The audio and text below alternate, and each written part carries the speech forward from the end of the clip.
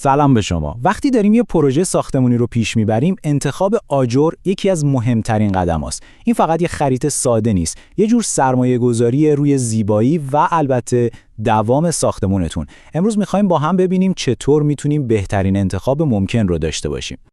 خب اولین چیزی که موقع خرید آجر به ذهن خیلیامون میرسه چیه؟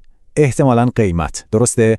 اما سوال اصلی اینه: آیا واقعاً قیمت پایین به معنی یه خرید به‌صرفه است؟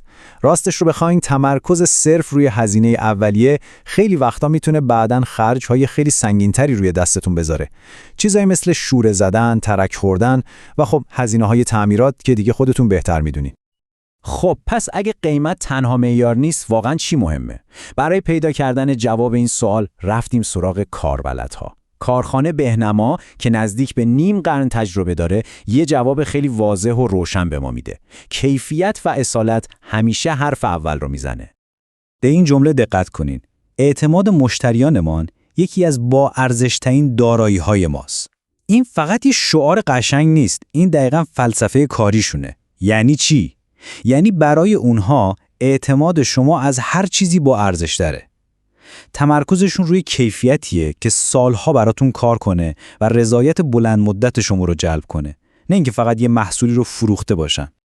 و خب این تعهد به کیفیت رو میتونین توی تنوع فوق‌العاده محصولاتشون هم ببینین. فرقی نمیکنه دنبال چی باشین، از اون حس گرم و اصیل آجر نسوز و غذاقی گرفته تا ظرافت و زیبایی آجرهای لعابی و طرح‌های خیلی مدرن دکوراتیو. یعنی چه برای نما، چه برای کف یا حتی دیوارهای داخلی، برای هر سلیقه و هر نیازی یه راه حل دقیق و شیک وجود داره. حالا قسمت جالبش اینجاست که کل فرایند خرید رو هم براتون خیلی راحت و بی دردسر کردن. ببینید چطوری. اول از همه یه مشاوره تخصصی کاملا رایگان بهتون میدن تا بهترین انتخاب رو بکنید.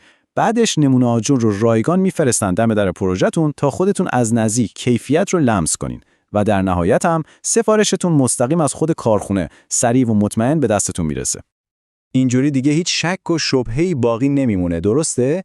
شما کیفیت، رنگ، بافت، همه چیز رو قبل از اینکه تصمیم نهایی رو بگیرین با چشمای خودتون میبینین و با دستاتون لمس میکنین.